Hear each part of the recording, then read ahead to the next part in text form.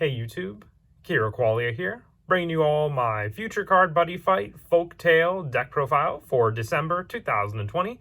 With the release of Buddy Ragnarok, we were given the final support for the Dungeon World Folktale deck. This deck was used by Mel in the Future Card Buddyfight Ace series. A really awesome deck that focuses on just a bunch of different monsters, the main one being Emma and Alice, for the different playstyle of calling out these different units from your Ect Biblio item. Basically the, storybook that all of these monsters come out of. A very fun deck. It's one of my most, favorite Ace decks just for its playstyle and always unique playstyle with all the different monsters you summon out each turn. And with Blazing Overclash and Buddy Ragnarok, this deck definitely did get a big power boost in playstyle. So let's go ahead and get started with the deck profile.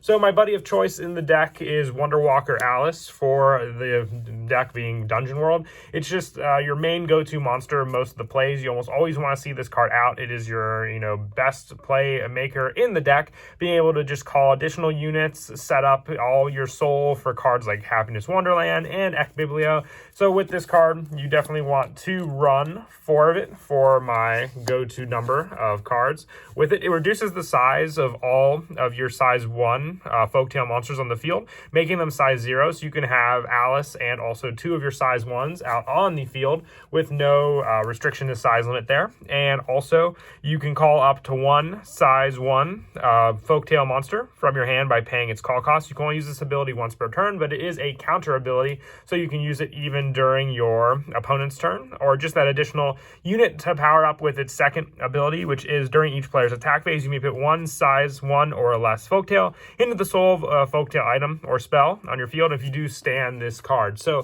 Alice doesn't have double attack or anything like that. It relies on the fact that as long as she has units to put into the soul of Ect Biblio, she'll continue to restand. And using cards like March and Panic, you could potentially have up to 5 restands with this card with this play. Even more if you have other additional ways to call out your units, but with March and Panic and Ect Biblio being your best way to go about it, you definitely want 4 of this card just to always see it, and the fact that it's your buddy have that play to go into. With Buddy Ragnarok, I'm also running 4 of the newest Dreaming Happiness Red Riding Hood Emma. When this card enters the field or is destroyed, you look at the top 5 cards of your deck for a Folktale monster and put it among them and call it out without paying its call cost, and then put the rest on the bottom of your deck in any order. You can only use this skill once per turn, but being able to rely on, calling this card out to use it, and then if your opponent destroys this card, also having that search power is very useful for sure. And if this card is on your field or in the soul of a Folktale card, this card and all Folktales on your field cannot be returned to their hand. They can't be destroyed by card effects. It's got double attack, so a good powerhouse to rely on, but also fodder for your Wonderwalker Alice to be able to restand countless times, and then set it up in any of your cards on the field to then protect all your Folktales on the field also. And I also run 4 Hurrying White Rabbit Henry. For its call cost, it's pay 1 gauge, but when it enters the field, you put up to 1 Folktale item or Folktale spell was set from your deck into your hand and shuffle your deck. And when this card is destroyed, you destroy an item or spell on your opponent's field. So the most important part of Henry is the fact that it will search out your item, which is Ect Biblio, or even your set spells, with the important one being Happiness Wonderland for all of your offensive plays. So you want 4 Henry just to see this card, and the fact that you'll want to search out your spell book because the fact that it is your most important card in the deck. As I stated, if you don't have that card, you really can't play the deck to its fullest. You need that item set up to use with this card. For some of the lower numbers for cards in the deck, I also run 3 Moonlight Fleur Emma with this card. If this card is on your field or in the soul of a Folktale, items and spells on your field cannot be destroyed or returned to hand by your opponent's card effects. And when this card attacks, you put up to 1 card from your drop zone into the soul of a Folktale item or spell on your field. And when this card is destroyed, you drop 1 of your opponent's gauge. So with this card, you have potentially 2 with double attack, being able to put 2 cards from your drop zone into cards on your field, setting up Happiness Wonderland, or even just more cards into Ect Biblio with cards in your drop zone. And being able to drop your opponent's gauge makes it definitely, like the choice to destroy, just to take away their resources early game as well. And I also run 2 of the original Red Riding Hood Emma.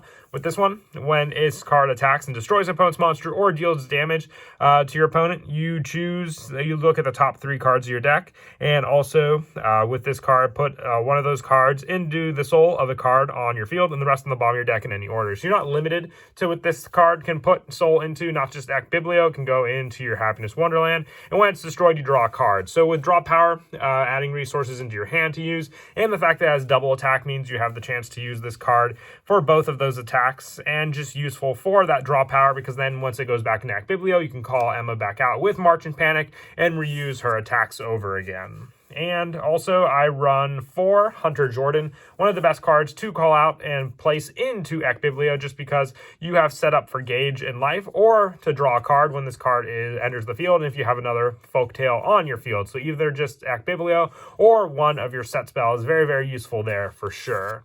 And I also run 2 Seven Dwarves. With this one, you pay 1 Gauge for the call cost. When it enters the field, you gain 1 life and put up to 1 Folktale item from your deck or drop zone into your hand. If you looked into your deck, shuffle it. I like this card for the recycle power that it provides with your Act Biblio. If your opponent does manage to destroy your item and you just want more and more search power to get it into your hand, along with Henry, to make sure you always see that card. The fact that we're running the Act Biblio spell with search power and then the item itself means we have plenty of search options to open up and get that card into our hand to set up for our plays on the field. For just a few more monsters in the deck, it is a pretty high monster count, but the monsters going into Act Biblio make up the main play. I also run 2 Illusions Dragon, the Red Cape Dragon. The call cost being pay 2 Gauge, but it also has the counter skill. During your turn, you may destroy a Folktale monster on your field and pay 2 Gauge if you do call this card from your hand without paying its call cost. So destroying the Folktale monster will then allow you to set it up into Act Biblio. But with this card, if an item on your field has 3 or more soul, this card gets plus 4,000 power and critical plus 4. That heavy damage could immediately finish off your opponent for the fact that this card also has Penetrate after destroying your cards on the field. If this attack is not successful, or if it is successful and you just want more attacks to go through, you can then use March and Panic and call out more monsters from the soul of Act Biblio after you had this card attacked for its high critical of 7. And it can even have more critical than that if you have more cards set up in Happiness Wonderland as well. And I also run, to finish off the monsters, 1 White Snow Princess, Krista. When this card enters the field, you choose a monster in your drop zone and pay 1 Gauge. If you do, put it into the soul of your equipped Folktale item. And if this card's on the field or in the soul of your Folktale item, all Folktale on your field gain plus 4,000 power and Penetrate. The Penetrate skill with this card means I immediately want to set this card up as quickly as I can into the soul of Act Biblio, not necessarily calling it out with March and Panic, but just have it set up so then I can use cards like Moonlight Flare Emma to put this card, if it's in my drop zone, into the card to use, or like I said, just when it's destroyed on the field, paying a life and placing it in there, and then keeping it safe in that card and giving all my monsters the needed offensive capabilities if they don't have Penetrate themselves.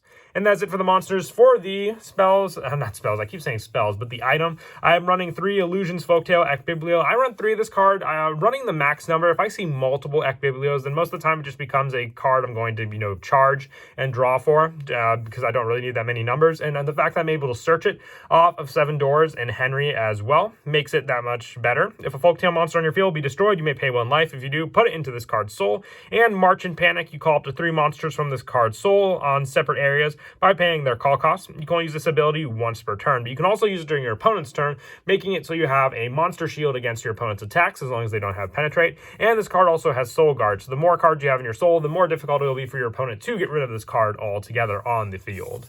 And now, after going through the items, we'll now move on to the spells.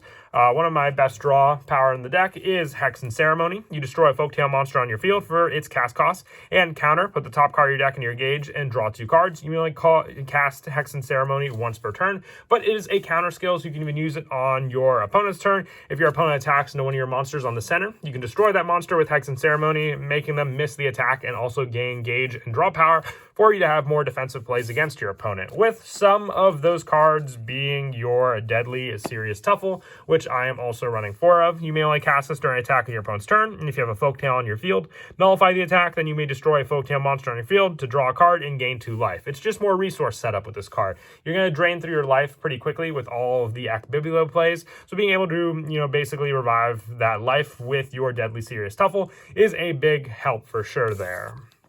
And I also run 4 Insanity Chevra. With this one, you want to cast this during attacking your opponent's turn. If you have 2 or more monsters on your field, nullify the attack, then choose an attacking card, and for this turn, the chosen card cannot stand. So with this card, during attacking your opponent's turn, and you have the 2 monsters on the field. So that's easy setup with this deck, and being able to stop, pretty powerful cards like Zerberos when you're playing against that deck, for the fact that the card can't be rested by some cards, but that just prevents it from standing. So after the first attack, if you can block it against your opponent and they can't restand it, that's the best way to take care of problematic cards like that.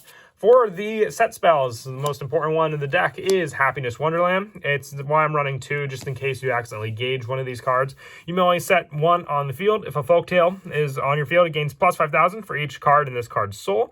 And if this card has 3 or more soul, all Folktale gain critical plus 2. This is the extra pressure I was talking about with your Red Cape Dragon especially. And when a soul is put in this card, you draw 2 cards. And this card ability only activates once per turn. But the draw power, especially when you set up cards like Alice and Moonlight Fleur Emma, with this one is an added boost for sure. Just being able to rely on this card for that setup and just offensive capabilities, with Snow White also being able to give you the penetrate ability. You're going to hit for some pretty big numbers as long as you have the Happiness Wonderland set up. And with using cards like Henry for that play, it's just all the easier for sure. For the last of the 2 ofs I run in the deck for the spells, I run 2 Pure Dream Chiffon.